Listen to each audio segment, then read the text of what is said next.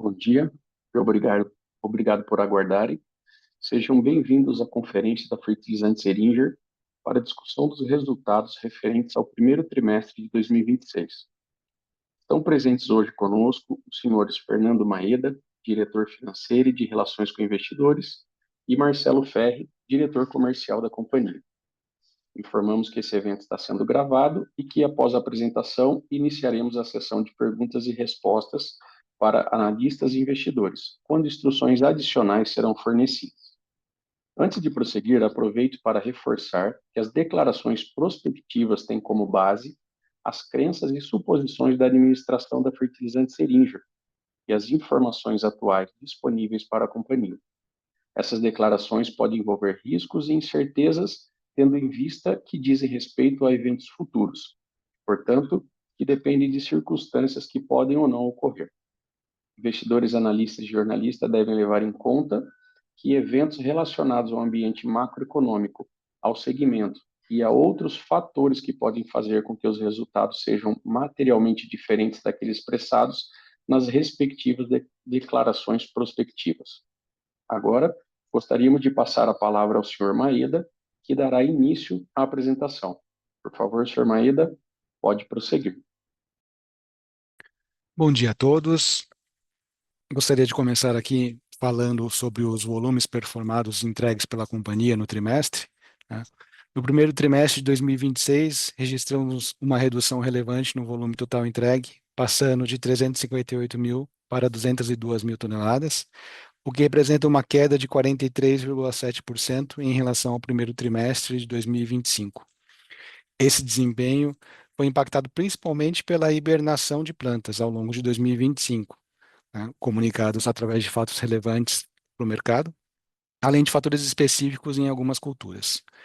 Em termos de mix, o milho manteve participação estável em 35%, mas com retração em volume absoluto de 124 mil para 70 mil toneladas. Além das hibernações, observamos postergação de compras por parte dos produtores nas regiões em que atuamos. O café ganhou relevância com relação ao mix, passando de 31% para 36%, ainda que com redução de volume de 112 mil para 73 mil toneladas. Esse movimento reflete a combinação de preços mais elevados de fertilizantes e queda nos preços da commodity, levando os produtores dessa cultura a reduzir a adubação. Na cana-de-açúcar, apresentou aí uma retração proporcional, passando de 9% para 5%, com queda de 33 mil para 10 mil toneladas. Já a soja teve leve aumento de participação de 5% para 6%, apesar da redução de volume de 19 para 12 mil toneladas. Por fim, o grupo de demais culturas recuou de 20% para 18%, com o volume passando de 70 mil para 37 mil toneladas. Próximo slide. Com relação ao mix de produtos, observamos que a queda mais acentuada ocorreu na linha de produtos convencionais, que passou de 305 mil toneladas para 154 mil toneladas, queda próxima aí de 50%. Por outro lado, no segmento premium, a retração foi mais moderada, de 53 mil para 48 mil toneladas, queda abaixo de 10%. Esse comportamento evidencia uma mudança gradual no perfil de consumo, com maior foco em produtos de maior valor agregado, em linha com a estratégia da companhia de fortalecimento do portfólio premium. Pode passar. E aí, passando para os resultados do trimestre, reforçando o que vimos anteriormente, a redução do volume de 43,7% impactou diretamente o desempenho financeiro. A receita líquida totalizou 525,3 milhões de reais, queda de 42% em relação ao primeiro trimestre de 25, refletindo o menor volume comercializado. O resultado bruto permaneceu positivo em 3,7 milhões de reais, porém com redução de 92% frente aos 46,3 milhões do período anterior, levando a margem de 5,1% para 0,7%. O EBITDA foi negativo em 4,1 milhões de reais, comparado a um EBITDA positivo de 3,5 milhões de reais no primeiro trimestre de 25, com a margem passando de 0,4% de positiva para menos 0,8%.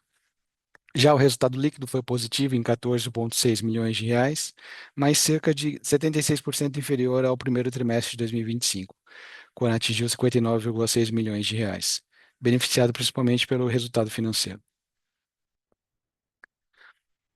Com relação aos resultados financeiros, registramos um efeito positivo de 156,6 milhões de reais, decorrente de variação cambial no primeiro trimestre de 26, refletindo a apreciação de 5,1% do real frente ao dólar no período. Na comparação com o primeiro trimestre de 2025, esse resultado foi 46,3% inferior, quando havia atingido 291,5 milhões de reais. Essa variação é explicada principalmente por uma menor base de exposição cambial, especialmente fornecedores, além de uma apreciação mais intensa do real no primeiro trimestre de 2025, que foi de 7,3%.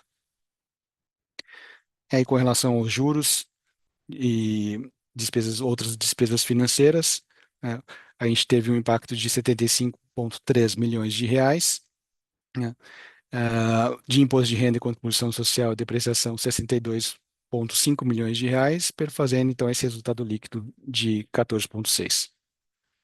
Pode seguir. E aí, com relação ao fluxo de caixa, a gente encerrou o primeiro trimestre de 2026 com disponibilidades de 149,3 milhões de reais, um incremento de 48,7 milhões de reais no trimestre, né?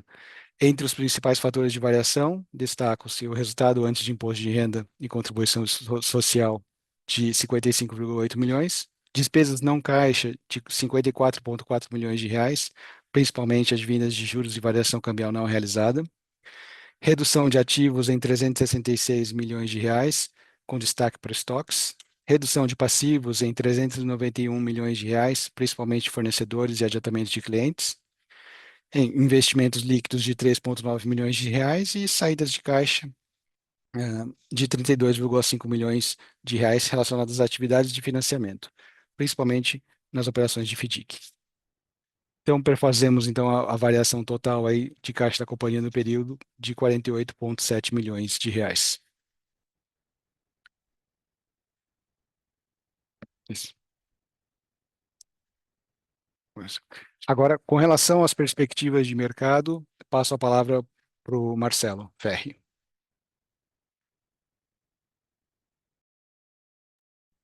Olá, comentando então sobre a evolução dos preços das matérias-primas desde março de 2025, nós vimos uma acomodação de preço em relação ao final do ano, principalmente falando de nitrogenados e fosfatados, porém um cenário diferente no primeiro trimestre de 2026, em virtude do fechamento do Estreito de Hormuz, impactando principalmente as matérias-primas ureia e MAP, com uma crescente nos preços.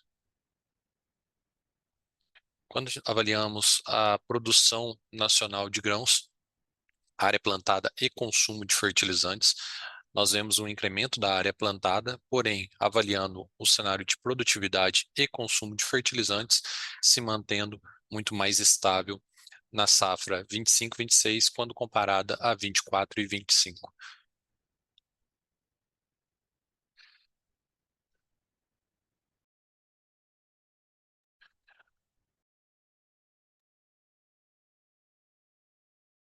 Iniciaremos agora a sessão de perguntas e respostas, apenas para analistas e investidores. Caso deseje fazer alguma pergunta, por favor, pressionar o botão Q&A.